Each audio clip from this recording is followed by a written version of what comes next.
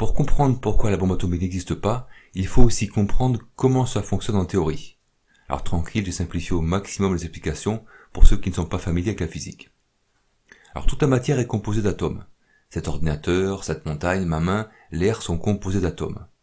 La définition d'atome a un petit peu changé maintenant avec la physique quantique, mais on retiendra qu'un atome est composé d'un noyau d'électrons tournant très rapidement autour de ce noyau. Le noyau est lui-même composé de particules aux noms étranges, comme les leptons, les bosons, les protons, les neutrons, etc. Et un atome est tellement petit qu'il est invisible même avec les microscopes les plus puissants. Il faudrait plus de 1000 milliards d'atomes pour remplir le volume d'une tête d'épingle. Et lorsqu'un atome est très lourd, comme l'uranium par exemple, il est instable et se brise facilement en deux, soit de lui-même, soit parce qu'il a capturé un neutron. C'est ce qu'on appelle la fission nucléaire. La fission nucléaire, c'est l'inverse, on fait fusionner deux noyaux d'atomes. Donc ici on voit un noyau d'atome qui capture un neutron, l'atome se brise en deux, libère 2 ou 3 neutrons, de la chaleur et de la radioactivité. Lorsqu'il y a peu d'uranium, si un noyau se brise et libère de neutrons, ceux-ci s'échappent trop rapidement à plus de 20 000 km par seconde, et les autres noyaux d'atomes ne pourront pas les capturer. Il y aura donc très peu de fission nucléaire et peu de radioactivité émise. C'est pour cela que les techniciens dans les centrales nucléaires peuvent manipuler de petites quantités d'uranium à main nue. Lorsque la quantité d'uranium atteint une masse de 48 kg, ce qu'on appelle la masse critique, alors se déclenche une réaction en chaîne. Chaque neutron sortant d'un noyau d'atome va briser un autre noyau d'atome, celui-ci libérant 2 ou 3 neutrons qui vont à leur tour briser d'autres noyaux d'atomes, et ainsi de suite. En une fraction de seconde, des milliards et des milliards d'atomes seront brisés, dégageant de la chaleur et un rayonnement ionisant qui peut être très nocif. Pour la même quantité de matière, cette réaction en chaîne produit 1 million de fois plus d'énergie que la réaction de combustion du pétrole. C'est cette chaleur qui est utilisée dans le cœur du réacteur du centrale nucléaire pour produire de l'électricité. Et la réaction est exactement la même dans une centrale nucléaire que dans la théorie d'une bombe atomique. La différence est que dans une centrale nucléaire, on utilise un uranium peu enrichi, environ 5%, alors que selon la théorie de la bombe atomique, il faut utiliser un uranium très enrichi, 90% environ et plus. Et surtout, dans une centrale nucléaire, on ralentit la vitesse des neutrons pour que les noyaux d'atomes les captent plus facilement. Ainsi, on diminue le nombre de fissions pour que l'énergie soit lentement libérée pendant des années. Alors que dans une bombe atomique, on voudrait au contraire augmenter au maximum le nombre de fissions pour déclencher une réaction en chaîne et libérer le maximum d'énergie en un minimum de temps. Alors comment fonctionne en théorie une bombe atomique? On place éloignés les uns des autres des blocs d'uranium qui sont en dessous de la masse critique pour que la réaction en chaîne ne se déclenche pas, puis on va les rassembler en un seul bloc. Alors maintenant la masse critique est atteinte et cela déclenche la réaction en chaîne et la soi-disant explosion atomique. Bien sûr, ce n'est que de la théorie. Alors pour la bombe d'Hiroshima, ils prétendent avoir utilisé le système dit pistolet. Ils ont placé des anneaux d'uranium au début d'un tube et un cylindre d'uranium à l'autre bout de ce tube. Puis une explosion a projeté les anneaux qui sont encastrés sur le cylindre, la masse critique étant atteinte, cela a causé l'explosion atomique. Ensuite, pour les autres prétendues explosions au test atomique, ils ont utilisé un procédé différent. Ils ont placé une sphère pleine d'uranium au milieu de la bombe atomique, et autour, ils ont placé une autre sphère d'uranium creuse, les deux sphères étant séparées par quelques centimètres. Autour de la sphère extérieure, ils ont placé des explosifs, des charges explosives, et en faisant exploser ces charges, cela compressait la sphère creuse sur la sphère pleine.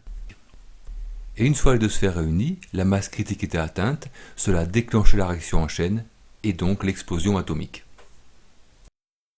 Ça, c'est ce qu'on nous raconte. La vérité est un peu différente.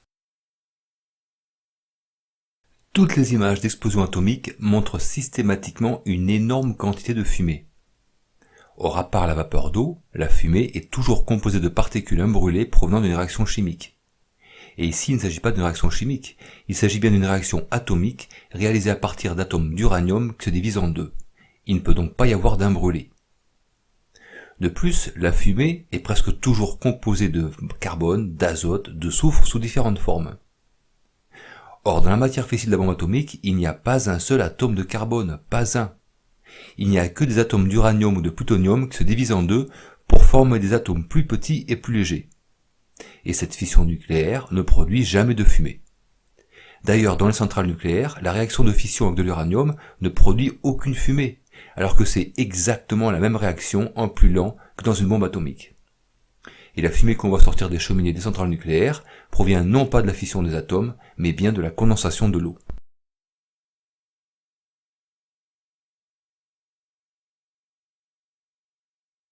Alors les charges initiales explosant pour rapprocher les masses d'uranium ne font que quelques kilos. Elles ne peuvent pas être la cause de ces énormes champignons atomiques. Alors cette fumée proviendrait du carbone contenu dans l'air.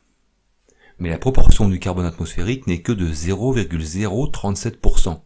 C'est beaucoup trop peu pour former une fumée aussi dense. Et surtout, puisque le carbone est noir, à part le diamant, alors tous les champignons atomiques devraient produire une fumée de couleur franchement noire, et non pas ces champignons de couleur blanc, jaune, orange, rouge.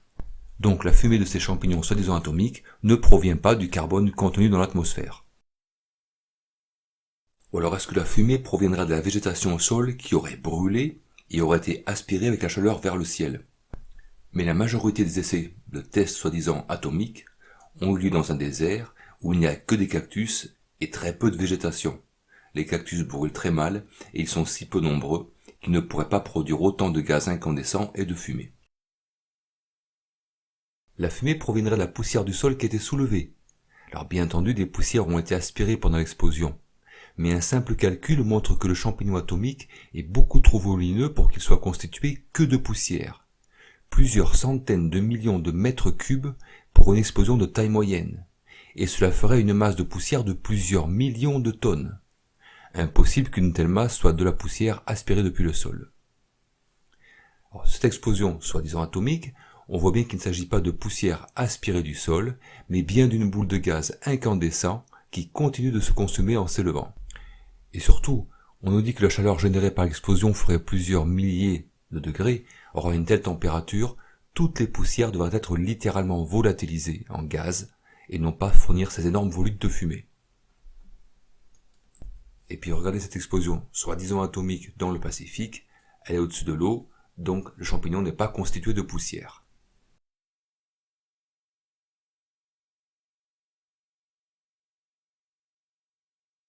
Alors est-ce qu'avec la chaleur très élevée de l'explosion, l'azote et l'oxygène dans l'atmosphère se sont recombinés entre eux pour former des composés azotés et surtout du dioxyde d'azote? C'est principalement ce gaz qui forme la pollution sur les villes. Mais le dioxyde d'azote est un gaz de couleur brun-orange. Donc si la fumée d'une explosion atomique provenait de la réaction de l'azote de l'atmosphère avec l'oxygène, alors toutes les explosions atomiques devraient montrer un champignon de couleur brun-orange, puisque la proportion d'azote atmosphérique dans l'atmosphère est à peu près la même partout, d'environ 78%. Or, plusieurs champignons atomiques sont de couleur noire, voire franchement blanche. La fumée ne provient donc pas de la recombinaison de l'azote atmosphérique avec l'oxygène de l'air.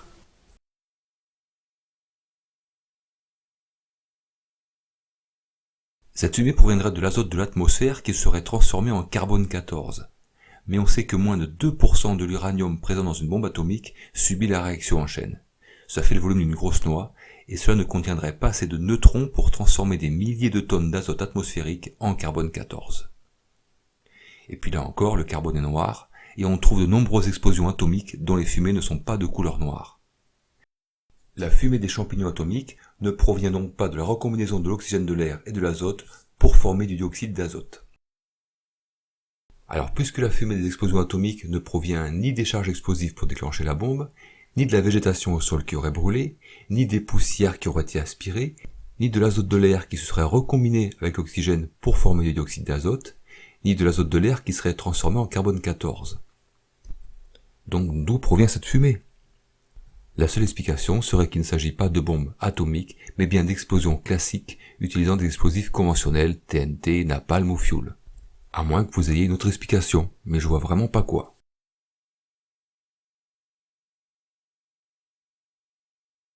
Voici le test Hurricane réalisé par les Britanniques en Australie en 1942.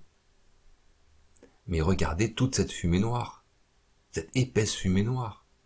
Comment une bombe atomique ne contenant que de l'uranium pourrait produire autant de suie noire comme ça? Non, franchement, ils ont exagéré.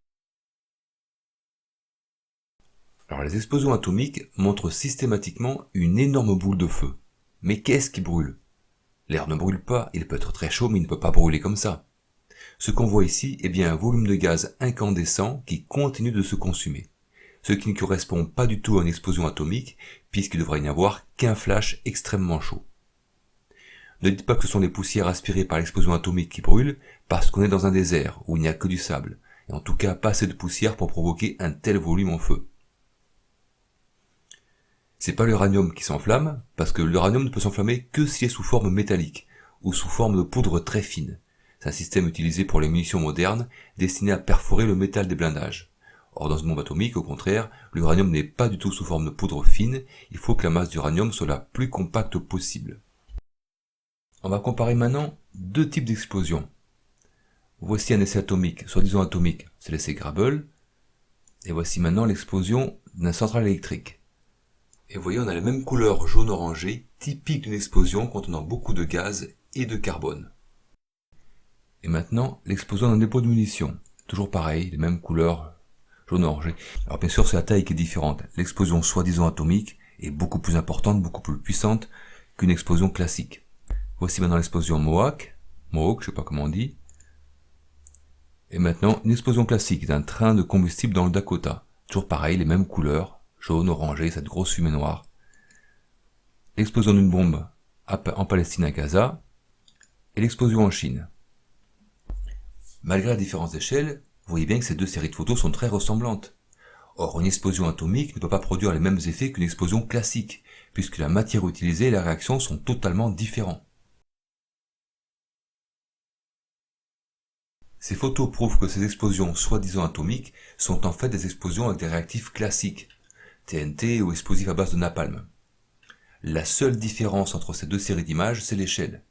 Les explosions soi-disant atomiques sont beaucoup plus importantes que les explosions classiques, non pas parce que ce sont des explosions atomiques, mais parce que la quantité d'explosifs classiques utilisés est beaucoup plus importante. Ensuite, l'analyse des témoignages des premiers soi-disant tests atomiques prouve bien que ces explosions n'avaient rien d'atomique.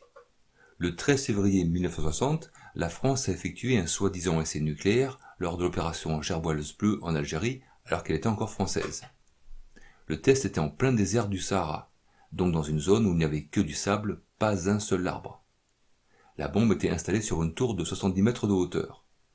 Et un journaliste présent sur le site décrit ce qu'il voit. La boule de feu est immense. Elle vacille, on dirait qu'elle cherche son équilibre. Un pilier de fumée bouillonnante noire se dresse. On a l'impression d'un dépôt de pétrole qui brûle. Mais une explosion atomique ne peut pas avoir l'aspect d'un dépôt de pétrole qui brûle. Une explosion atomique, si cela existait, ne ferait qu'un intense flash de lumière et c'est tout. Mais en aucun cas, cela ressemblerait à la fumée d'un dépôt de pétrole en feu. Vous trouverez la description précise de tous ces essais nucléaires français au Sahara dans le livre de Christine Chanton, Les vétérans des essais nucléaires. On continue d'analyser ce test Gerboise Bleue. Donc le militaire Roland Weil et 3 autres conscrits se rendent au point zéro 1 heure après l'explosion pour effectuer des prélèvements et planter le drapeau français au centre du cratère. Étonnant, parce que l'essai Gerboise Bleue était 3 fois plus puissant que la bombe atomique d'Hiroshima, qui aurait tué immédiatement 70 000 personnes. Mais là, ces militaires vont 1 heure après l'explosion sur le point zéro sans ressentir aucune radioactivité. Ils auraient dû être victimes de maux de tête, de nausées, de malaise, voire de brûlures. Pourtant, Roland Weil n'en parle pas et commande ceci. En arrivant à une centaine de mètres du point zéro, on ne pouvait plus rouler sur la route en bitume. Elle était toute fondue par la chaleur. On a continué à pied. Une grande cuvette était formée. C'était tout noir comme du cirage, noir et brillant, comme de la glace. Sur le point zéro, nous avions les pieds qui s'enfonçaient dans le sable, qui était chaud et noir. Il craquait sous nos pieds, comme si nous marchions sur du verre. Il a bien dit que c'était noir comme du cirage. Mais lorsque la foudre impacte le sable, ici dans le Sahara, il est vitrifié et forme ce qu'on appelle des fulgurites. Cela a à peu près la même couleur qu'il avait à l'origine. Mais si le sable est devenu noir comme du cirage, c'est qu'il y avait beaucoup de carbone. Et d'où venait ce carbone? Certainement pas de la bombe atomique puisqu'elle ne contient que de l'uranium. À part les charges explosives pour soi-disant déclencher la bombe, Mais ces charges n'étaient pas suffisantes pour transformer une surface de sable de 500 mètres de diamètre en carbone. Le sable ne peut pas non plus se transformer en carbone. Cela prouve que l'engin qui a explosé n'était pas une bombe atomique, mais contenait beaucoup de carbone, donc du TNT, napalm ou fioul. Alors vous allez dire que pourtant des équipes ont bien mesuré de la radioactivité après les essais nucléaires, parce que ces essais sont réalisés avec des explosifs classiques, auxquels sont mélangés certains corps radioactifs. Ensuite, lors de l'explosion, ces radionucléides sont disséminés dans l'environnement immédiat, ce qui laisse de la radioactivité mesurable. Mais cette radioactivité bien mesurable ne provient pas d'une explosion nucléaire, ça provient donc de ces corps radioactifs mélangés avec un explosif classique.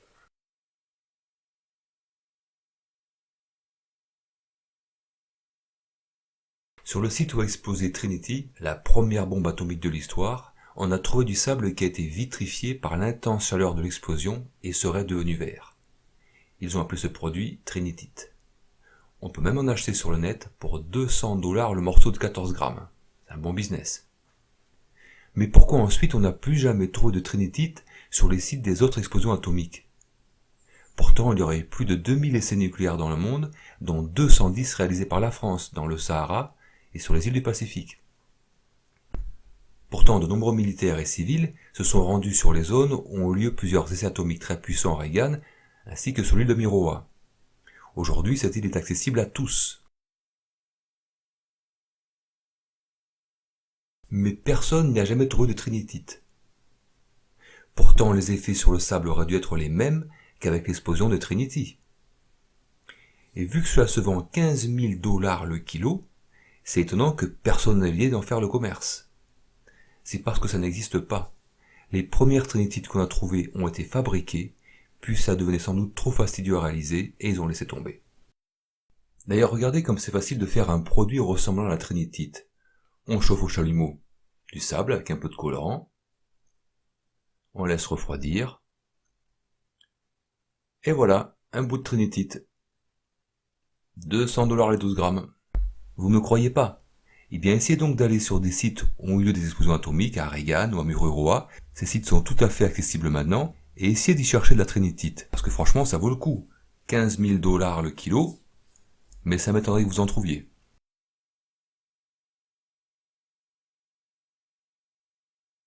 Cette photo montre le point zéro de l'explosion de Trinity, le premier essai nucléaire américain en 1945.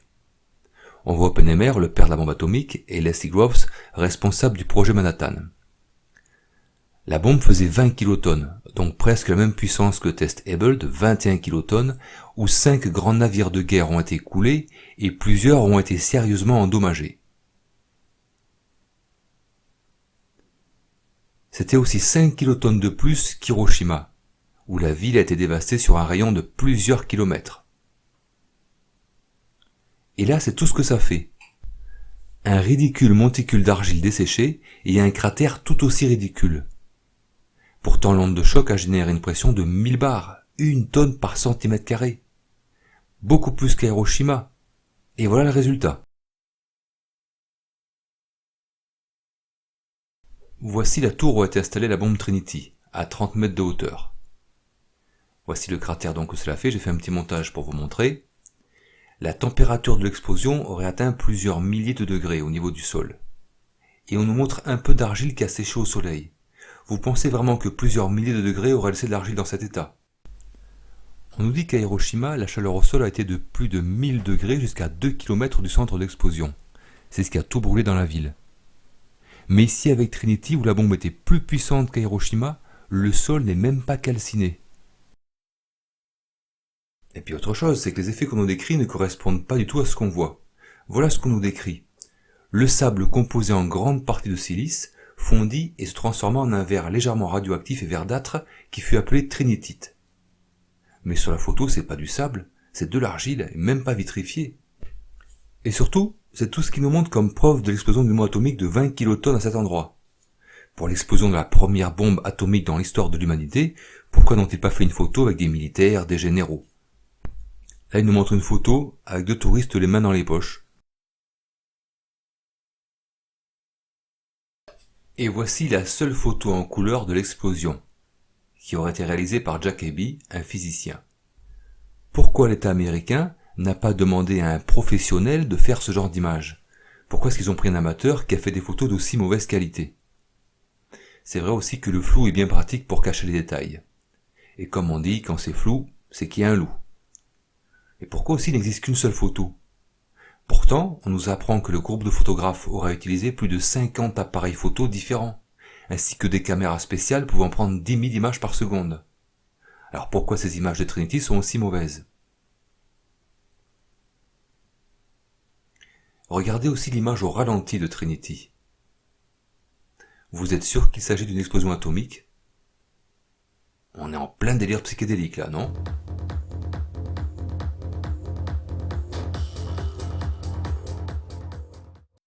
Regardez cette photo des soldats devant l'explosion de Trinity. La bombe a explosé à 5h25, soit environ une demi-heure avant le lever du soleil. Comment est-ce possible que les soldats fassent des ombres?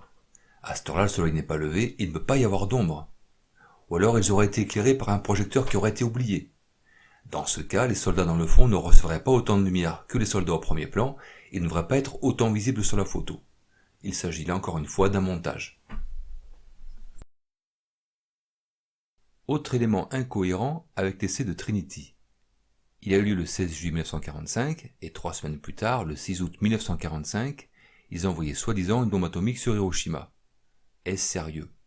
Les tests sur n'importe quelle machine un peu complexe prennent plusieurs années. De plus, le système utilisé pour Trinity, sur la bombe appelée The Gadget, n'avait rien à voir avec la bombe soi-disant lâchée à Hiroshima. C'est un système complètement différent. Et surtout, la bombe de Trinity était une bombe au plutonium, alors que la bombe prétendument lâchée sur Hiroshima était à l'uranium et n'avait donc jamais été testée auparavant. Donc pourquoi effectuer un test avec un type de bombe et ensuite lancer une bombe totalement différente 3 semaines plus tard? Ça rajoute encore aux incohérences de ces explosions atomiques. La réponse à ces questions, la voici. 2 mois avant, ils ont effectué un test avec 108 tonnes d'explosifs classiques qu'ils ont même recouvert d'uranium. Vous voyez que mettre de l'uranium dans une bombe classique était un procédé déjà utilisé. Vous pourrez le vérifier sur Wikipédia. Ils prétendent que c'était pour tester le matériel de mesure. Mais c'est curieux de vouloir tester le matériel avec une explosion classique, alors que Trinity sera une explosion atomique. Pourquoi est-ce qu'ils n'ont pas directement fait des essais avec une bombe atomique peu puissante? Et pourquoi n'existe pas de film ni de photos de cette première explosion classique alors qu'ils en ont fait pour celle de Trinity?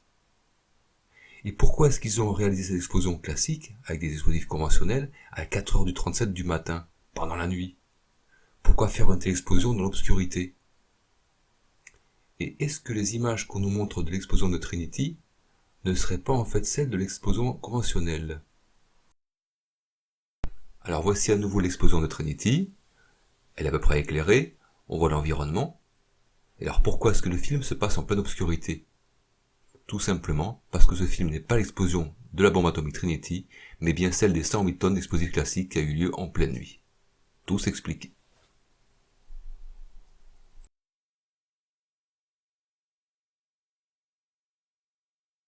Lorsqu'on analyse de près les images des soi-disant tests atomiques, on trouve systématiquement des incohérences, parce qu'à l'époque où ont été faits ces montages, les gens ne pouvaient voir les films qu'au cinéma ou à la télévision.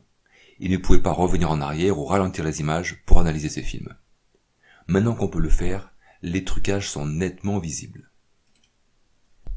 Alors, le 1er juillet 1946, les États-Unis font exploser la bombe atomique Able au-dessus de l'atoll des Bikini. La bombe testée avait une puissance de 21 kilotonnes, soit beaucoup plus que la bombe sur Hiroshima, où la ville a été ravagée sur plusieurs kilomètres.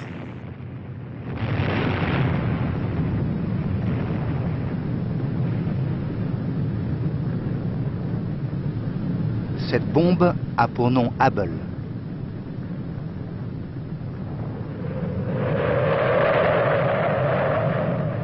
Le souffle dépasse les 3000 km/h.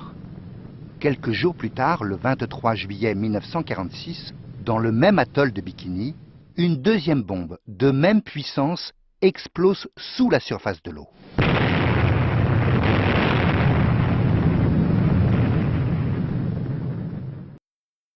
Donc la première bombe, Able, le 1er juillet 1946, avait une puissance de 21 kilotonnes. Beaucoup plus puissant que la bombe d'Hiroshima qui aurait ravagé une ville entière. Et la bombe Able aurait coulé 5 grands navires de guerre et elle en aurait endommagé plusieurs. 24 jours plus tard, le 25 juillet 1946, il photographie l'explosion de la bombe Baker. Alors ce n'est pas l'explosion qu'on va analyser ici, mais la plage d'où a été prise cette photo. Le ponton flottant est resté intact. Les feuilles du palmier sont exactement dans la même position. Et les cabanes de paille sont aussi restées exactement les mêmes. Comment expliquer que cette plage n'a subi aucun dégât alors qu'une bombe atomique plus puissante qu'Hiroshima a explosé à 6 km d'ici? Pour comparer, Hiroshima a été ravagé sur plusieurs kilomètres depuis le point d'impact, et ici il ne s'est rien passé. Alors vous allez dire que l'explosion s'est produite trop loin de la plage pour qu'il puisse y avoir des effets. Or on sait que l'explosion s'est produite à 6 km de la plage. Ou alors vous allez dire que la caméra a été située sur une autre plage, par exemple ici. Ou bien ici, effectivement, à près de 20-30 km, l'explosion n'aurait plus trop d'effet. Mais on peut vérifier que la caméra était bien située sur l'île principale où étaient installés les bâtiments de l'US Navy, parce que sur la photo d'explosion, regardez les ombres des palmiers. Elle est orientée un petit peu à droite de la bombe atomique.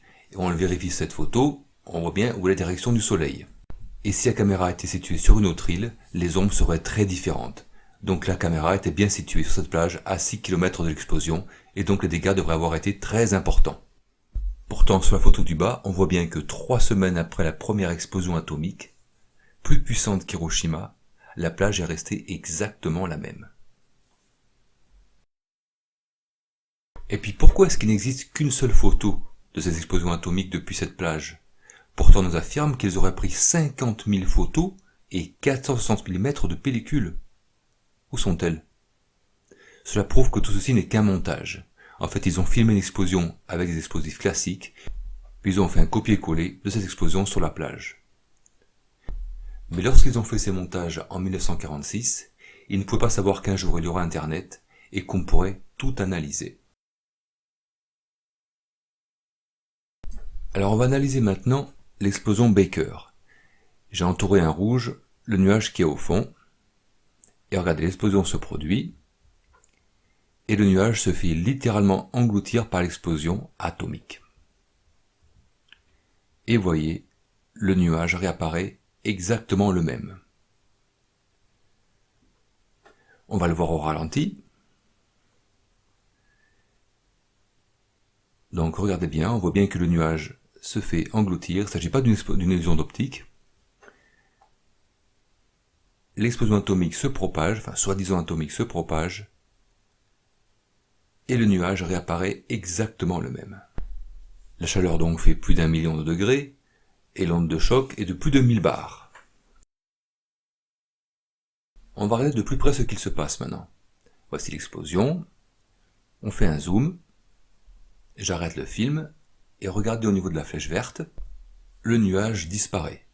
Alors ce n'est pas l'ombre de la bombe atomique puisque le soleil vient dans l'autre sens, on va donc dire que c'est la chaleur extrêmement élevée qui évapore le nuage. On continue, et regardez, tous les nuages se font littéralement évaporer par la bombe atomique, ils disparaissent littéralement. On revient sur l'image initiale, voici notre nuage, qui est englouti par la bombe atomique, qui disparaît en fait, il ne s'agit pas d'une illusion d'optique, et le voici qui réapparaît identique. Donc il s'agit clairement d'un montage. Et la question, oui, pourquoi est-ce que dans ces cas-là, il faut un montage? Pourquoi est-ce qu'ils truquent ces images de bombes atomiques? Si les bombes atomiques étaient réelles, ils n'auraient pas besoin de faire des trucages.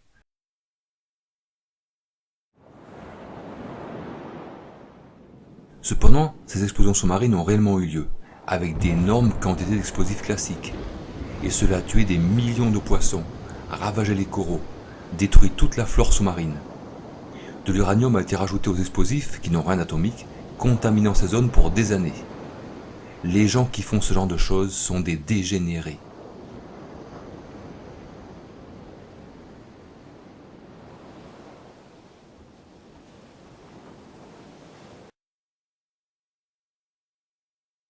Et voici maintenant la photo officielle de la bombe atomique qui a été soi-disant larguée sur Nagasaki. Alors regardez bien. D'abord, la partie du haut ne colle pas du tout avec la partie du bas. La colonne de fumée en bas est noire, puis brusquement elle devient blanche. Alors on pourrait croire que ce sont les nuages horizontaux à mi-hauteur qui font de l'ombre à la colonne de fumée, mais si on regarde de près, on voit que ces nuages sont très loin derrière, et ne sont pas à l'échelle. Ou alors ce serait la partie supérieure du champignon de fumée qui a fait de l'ombre à la partie inférieure. Alors cette partie devrait aussi être de couleur sombre. Et puis pourquoi cette colonne de fumée noire se rétrécit brusquement et sans aucune transition elle devient blanche? L'image donne une impression générale de faux. Et les essais français dans le Pacifique? La France aurait effectué 46 essais atomiques aériens dans le Pacifique entre 1966 et 1974. Voici l'essai Licorne le 3 juillet 1970 de 1 mégatonne, 600 fois plus puissant qu'Hiroshima. C'est la seule image couleur et assez nette d'un essai atomique français dans le Pacifique. Pourquoi est-ce qu'il n'existe qu'une seule photo en couleur de cette qualité de ces essais atomiques? Alors bien sûr, l'armée française n'est pas tenue de publier ces images en haute définition de tous ces essais, mais c'est quand même curieux que sur 46 essais aériens, il n'y ait qu'une seule photo en couleur et en haute définition. Les autres sont en noir et blanc, prises de très loin, et comme d'habitude, floues. Et quand il y a du flou,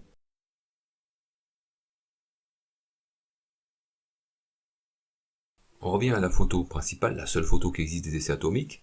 Je l'ai agrandie et j'ai matérialisé l'horizon avec une ligne jaune.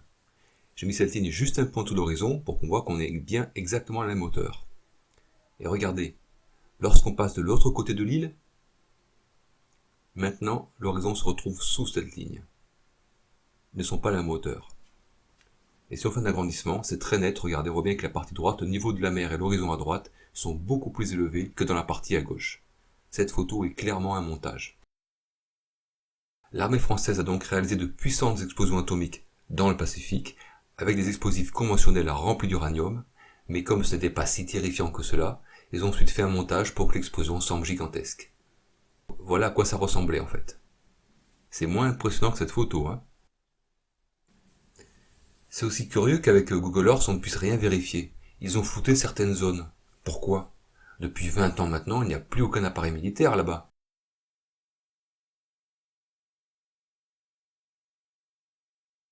Autre explosion dans l'atoll de Bikini, le test Castle Bravo, le 1er mars 1954. C'était une bombe à hydrogène de 15 mégatonnes, donc 1000 fois plus puissant qu'à Hiroshima. Voilà donc l'endroit où a eu lieu l'explosion. On nous dit qu'en une seconde, la boule de feu s'est étendue sur près de 10 km et qu'elle était visible à plus de 400 km. Regardez ce que ça représente par rapport à l'île, une boule de feu de 10 km de diamètre. Imaginez les dégâts que cela a causé sur la petite île juste à côté. Toute la végétation a été immédiatement brûlée et volatilisée. Le sol qui est constitué de corail ancien, c'est donc du carbonate de calcium et de sable aussi, qui fondent totalement à 1900 degrés. L'explosion de la bombe générant une température de plusieurs milliers de degrés, le sol de ces îles aurait dû alors être vitrifié en surface, empêchant le développement de toute végétation pour des années. Bien sûr, la végétation ensuite elle aurait repoussé, mais alors on devrait voir une différence très nette avec le reste de l'atoll, où les îles qui sont situées beaucoup plus loin, à 25 km et quelques, n'auraient pas subi la boule de feu de la bombe. On va se rapprocher de l'île, à côté de laquelle il y a une explosion 1000 fois plus puissante qu'Hiroshima. Regardez la végétation, bien sûr ça a repoussé 60 ans après. On va de l'autre côté de l'île maintenant à 25 km, et regardez la végétation, elle est exactement identique. C'est impossible. Alors qu'à cette distance, à 25 km de l'île principale, il n'y a plus aucune chaleur. Donc même après que la végétation est repoussée, elle devrait être complètement différente d'une île à l'autre. Ces soldats observent l'explosion atomique Dog avec une puissance de 21 kilotonnes, donc plus puissante que celle d'Hiroshima où plusieurs milliers de personnes ont été immédiatement tuées par les rayonnements ionisants. Admettons que les militaires ne soient pas touchés parce que ces rayonnements diminuent avec la distance, c'est quand même curieux que la pellicule photo ne soit absolument pas marquée par ce rayonnement de cette bombe 50% plus puissante qu'Hiroshima. Pareil dans cette vidéo d'un autre test, comment est-ce possible que ces soldats chargent sans souci vers l'explosion atomique alors que la radioactivité émise devrait immédiatement leur causer de sérieux problèmes? Remarquez aussi que le million de degrés de la chaleur d'explosion n'a même pas enflammé la végétation.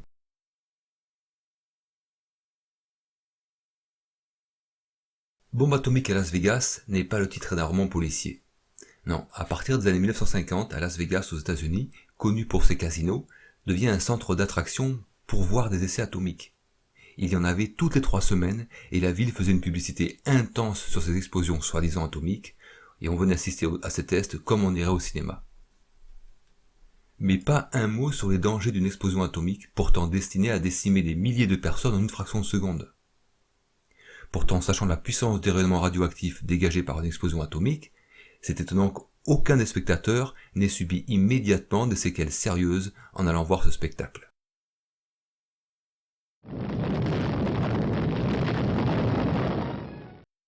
Pourquoi les États-Unis n'ont jamais utilisé à nouveau l'arme nucléaire pour arrêter une guerre?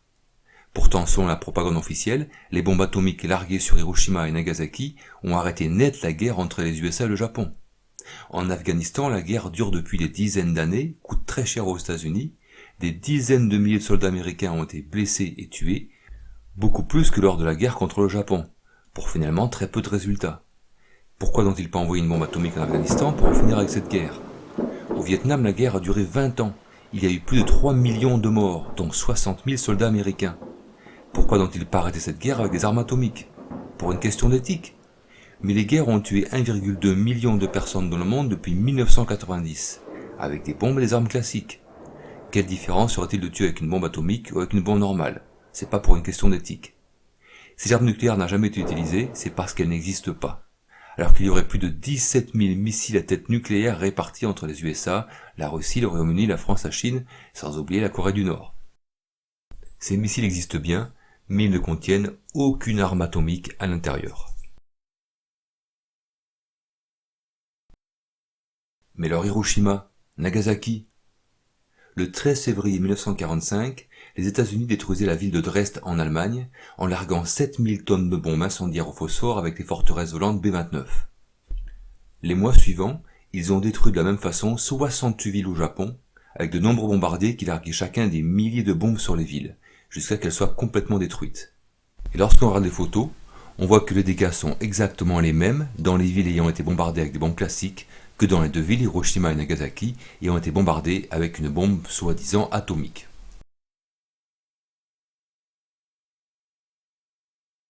Donc voici la ville de Tokyo, j'ai mis une petite icône pour matérialiser les bombes incendiaires, et voici maintenant la ville de Nagasaki qui a subi une bombe atomique. Et maintenant Yokohama qui a subi des bombes incendiaires, et Hiroshima qui a subi une bombe atomique. Et vous remarquerez que dans les villes ayant subi des bombes incendiaires et dans les villes ayant subi une bombe atomique, les dégâts sont exactement les mêmes. Toute la ville est détruite de la même façon et il ne reste que les bâtiments en dur. Une bombe atomique ne peut pas produire les mêmes dégâts que des bombes classiques puisque son fonctionnement est complètement différent. Par exemple, les bombes classiques détruisent tout, même les constructions en béton, parce qu'elles explosent sur leur cible. Alors que la bombe atomique a explosé à 600 mètres d'altitude et produit essentiellement de la chaleur et de la radioactivité qui n'ont aucun impact sur le béton. L'onde de choc de l'explosion diminue très rapidement et à quelques centaines de mètres du point zéro, le souffle n'est pas assez suffisant pour détruire des murs. Une des caractéristiques du béton, c'est d'avoir une très bonne résistance à la compression. Il résiste à une pression de plus de 1000 bars, c'est-à-dire plus de 1 tonne par centimètre carré. 1 tonne par centimètre carré, c'est l'onde de choc générée par la bombe atomique à l'endroit où elle explose. Mais plus on s'éloigne de ce point, plus l'onde de choc diminue. Et à 700 mètres par exemple, l'onde de choc n'a plus aucune puissance pour détruire le bâtiment comme on le voit ici. On sait où est situé ce bâtiment, parce que regardez, on voit le pylône qui est au fond ici, et là on voit les arcades. On les retrouve exactement ici, le pylône, et là au fond les arcades. On prend un peu d'altitude, voici l'immeuble qui a été détruit, ici. Voici l'endroit où la bombe atomique a explosé en altitude. Ce qui fait que l'immeuble est à environ 700 mètres du point d'explosion de la bombe, et à cette distance, l'onde de choc n'a plus aucune puissance pour détruire l'immeuble comme ceci. On revient sur l'image du point zéro de l'explosion, et donc l'onde de choc de la bombe atomique qui explose à 600 mètres d'altitude est orientée dans ce sens-là. On agrandit l'image, voici l'immeuble aux arcades, et l'onde de choc était donc orientée dans ce sens-là. Sur cette photo, donc l'onde de choc venait comme ça. et comment ça se fait qu'elle a détruit le mur sur le côté et non pas directement les immeubles en façade. C'est encore plus net sur cette photo, l'onde de choc arrivait directement sur ces immeubles en face et pourtant on voit qu'elle a détruit l'immeuble sur le côté.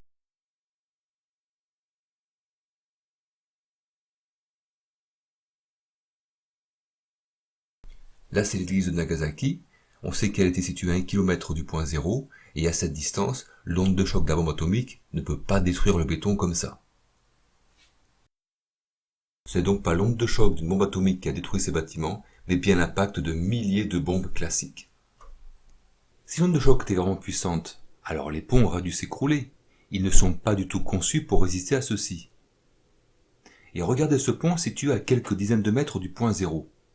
Pourquoi est-ce qu'il est resté intact alors que le bâtiment en avant est sérieusement détruit?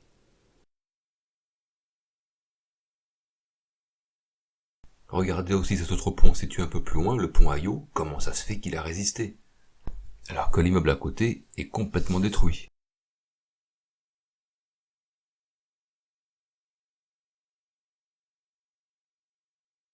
Autre élément, la bombe atomique ayant explosé en un point précis au-dessus du sol, on devrait voir une destruction en radiant tout autour de ce point. Et voilà ce qu'on aurait dû avoir à Hiroshima. Des arbres et des bâtiments en bois qui devraient être couchés en rayonnant autour de ce point central, comme sur ce schéma. Mais la photo du point zéro d'Hiroshima ne montre aucun radiant. On va analyser maintenant de plus près le champignon atomique d'Hiroshima. Puisqu'on a vu que la bombe atomique ne fait pas de fumée, donc selon certains, ce champignon atomique proviendrait de la ville qui a été incendiée. On nous dit que ce champignon atomique faisait 17 km de hauteur, on va analyser que les 10 premiers kilomètres en considérant que le reste était de la vapeur d'eau. Si le champignon atomique avait une base de 300 mètres, alors dans ces cas-là, son volume était de 700 millions de mètres cubes. La masse volumique de la fumée étant de 3 kg par mètre cube, fait que la masse totale du champignon était d'environ 2 millions de tonnes. Dans la ville d'Hiroshima, il y avait 250 000 habitants. 4 personnes par habitation, sachant qu'une habitation pèse environ 10 tonnes, ce sont des maisons de bois, on va compter large, c'est compter large. Donc la masse totale des habitations détruites fait 700 000 tonnes. Donc il y a un problème. On a un champignon atomique qui pèse 2 millions de tonnes, et la masse totale des habitations qui sera détruite ferait 700 000 tonnes. 700 000 tonnes de bois ne peuvent pas produire 2 millions de tonnes de fumée. Et même calcul pour la poussière au sol qui aurait été aspirée. Finalement, ni la fumée de la ville incendiée, ni la poussière aspirée du sol aura pu fournir une telle fumée. Donc d'où venait la fumée de cet énorme champignon? Et surtout, une ville incendiée ne produit pas une fumée de ce type. Et pour terminer, cette colonne de fumée est curieuse. Pourquoi elle est noire en bas, puis brusquement elle devient blanche? Vous pensez pas que cette photo est un montage? Pourtant, il existe de nombreux rapports médicaux concernant les effets de la radioactivité sur les rescapés d'Hiroshima et de Nagasaki. Or, ces organismes sont presque tous basés aux États-Unis, qui est responsable du bombardement sur le Japon. Regardez, PubMed, organisme basé aux États-Unis. PNAS, organisme américain. Radiation Research, encore un organisme américain. La BCC, créée par Larry Truman, vient des États-Unis. BioOne adresse à Washington. Il y a aussi des dossiers de l'Organisation mondiale de la santé, qui est à Genève, mais c'est une institution indépendante directement de l'ONU, organisme basé à New York. Et au Japon, on a cet organisme, mais c'est un organisme qui est en collaboration avec les États-Unis. Je n'ai rien contre les Américains, mais ces documents ne prouvent absolument rien. C'est la même chose avec les voyages sur la Lune ou la station spatiale. Vous pouvez trouver une quantité incroyable de documents parfois très précis, écrits par des techniciens honnêtes, mais cela ne correspond à rien de réel, parce que c'est la source à la base qui est fausse. Et plus exactement, ça ne peut pas prouver que la bombe atomique existe. Pourquoi il n'existe aucun suivi réalisé par des chercheurs ou des médecins français sur les victimes des bombardements atomiques au Japon? Pourtant la France est le pays dont la part d'électricité nucléaire est la plus importante au monde. Et de telles études pourraient être utiles si jamais il y avait un accident sérieux. Mais je n'ai trouvé aucun document destiné aux médecins français, écrit en français. Pour terminer sur ce sujet, selon le gouvernement japonais, il y aurait eu 280 000 rescapés du bombardement d'Hiroshima et de Nagasaki. On les appelle les Hibakusha. Il en resterait plus que 70 000 aujourd'hui. Mais ils sont où? Lors de la dernière cérémonie d'anniversaire avec le président américain Obama, en 2015, seuls 2 ou 3 vieillards étaient présents. Et où sont les 70 000 autres rescapés? Ils ne se sont pas déplacés pour l'événement. Pourtant, c'était la première fois qu'un président américain venait au Japon pour commémorer le bombardement d'Hiroshima. Mais les 70 000 rescapés encore vivants en 2015, seuls 2 d'entre eux ont voulu voir le chef du pays qui aurait largué une bombe atomique sur leur pays. Je sais pas, c'est curieux, non? Alors aucune des explosions qu'on nous montre ne sont des explosions atomiques. Mais est-ce que la bombe atomique pourrait exister? Non, la bombe atomique ne peut pas exister. Vous allez voir pourquoi. Alors lorsqu'un atome est brisé dans un volume d'uranium, les neutrons s'en échappent à une vitesse de près de 20 000 km par seconde. C'est tellement rapide qu'ils sortent immédiatement de la masse d'uranium et ne briseront pas d'autres atomes. C'est pour cela que dans une centrale nucléaire, on ralentit 10 000 fois la vitesse des neutrons avec un modérateur, souvent c'est de l'eau, ainsi cela augmente les possibilités qu'ils brisent d'autres atomes. Mais le cœur du réacteur d'une centrale nucléaire occupe un volume de 170 000 litres, soit le volume d'une très grosse citerne, alors que le volume d'uranium dans une bombe atomique ne fait que quelques litres. Donc lorsque la masse critique sera réunie dans la bombe, les neutrons vont s'en échapper beaucoup trop rapidement pour qu'ils brisent d'autres noyaux d'atomes, et la réaction en chaîne s'arrêtera immédiatement. L'émission de rayonnement gamma ne sera mortelle que dans les environs très proches de la bombe, et la chaleur ne sera pas suffisante pour générer la moindre explosion.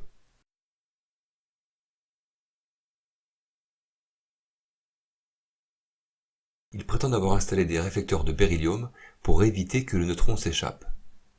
Non, des réflecteurs de beryllium ne peuvent pas renvoyer des neutrons éjectés à près de 20 000 km par seconde. On a vu qu'il faut beaucoup d'eau pour ralentir ces neutrons dans la cuve d'une centrale nucléaire, ce ne sont pas quelques centimètres de métal dans une bombe atomique qui le pourront. Mais admettons que des réflecteurs arrivent effectivement à empêcher les neutrons de s'échapper. Alors quand les techniciens vont assembler la bombe, les neutrons qui sont émis par les fissions spontanées des atomes d'uranium vont rester à l'intérieur de la bombe et iront briser d'autres atomes. D'autres neutrons seront libérés, iront briser d'autres atomes et ainsi de suite. La réaction en chaîne ne se déclenchera pas parce que la masse critique ne sera pas atteinte, mais la bombe sera devenue tellement radioactive qu'il serait impossible de la manipuler. Et surtout, la bombe fondra parce qu'elle produira beaucoup de chaleur. Et là aussi, il n'y aurait pas la moindre explosion. Les spécialistes de la physique nucléaire diront que ce n'est pas aussi simple que cela, parce qu'il faut faire intervenir des notions complexes, comme le transfert linéaire d'énergie, la section efficace, le pouvoir d'arrêt radiatif, le flux neutronique, etc. Bon, admettons que la bombe atomique fonctionne en théorie. Il reste quand même une question fondamentale. Si on pouvait vraiment réaliser une bombe atomique, pourquoi ça n'a jamais été fait? Pourquoi il n'existe aucune image nous montrant une vraie explosion atomique comme ça devrait se passer, c'est-à-dire un intense flash de lumière et un important dégagement de chaleur sans aucune fumée? Pourquoi toutes les explosions qu'on nous montre ne peuvent pas être des explosions atomiques? Pourquoi il y a tant d'anomalies dans les images qu'on nous montre? Est-ce que mes démonstrations sont totalement fausses et biaisées? Ou est-ce plutôt parce que la bombe atomique n'existe pas?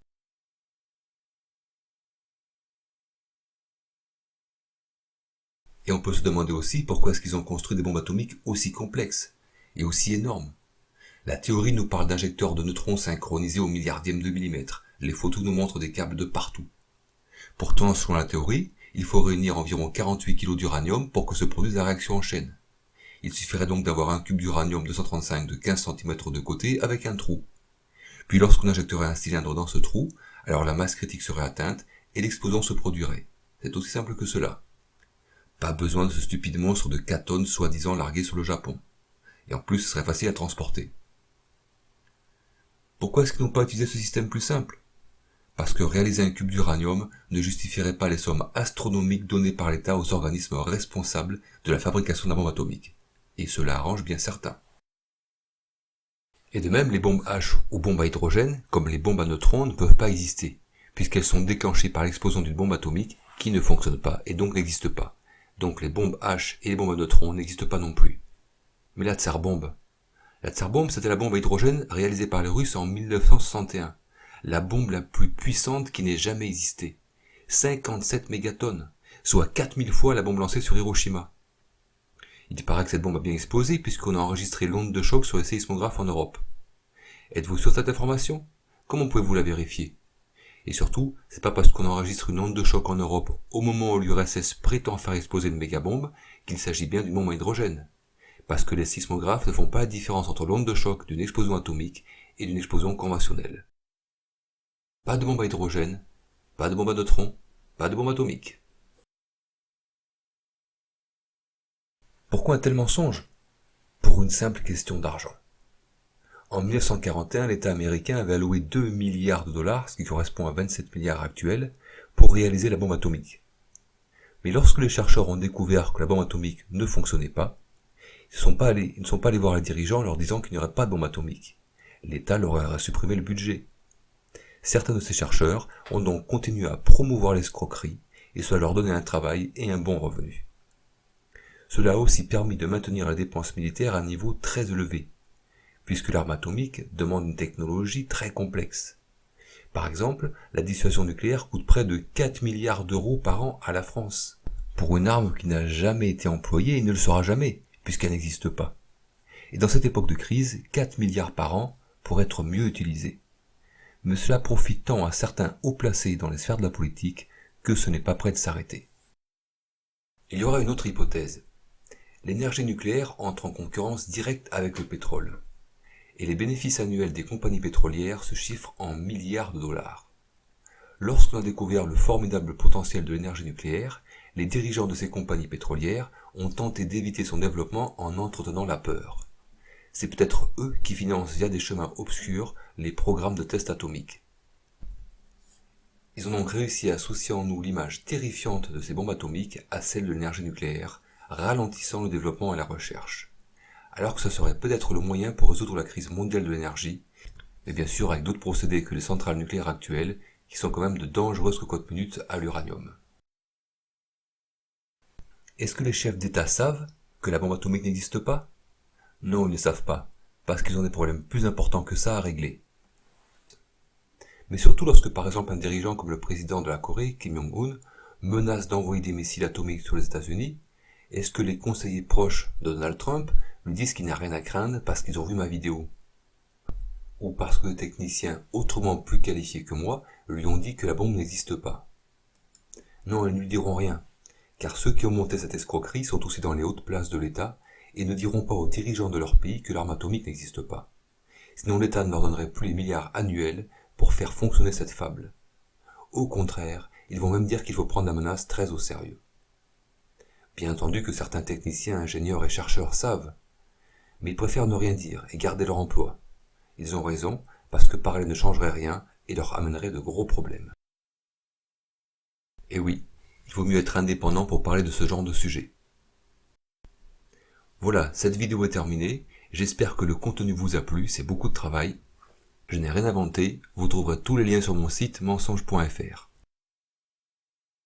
Encore une fois, merci pour vos commentaires, et à bientôt.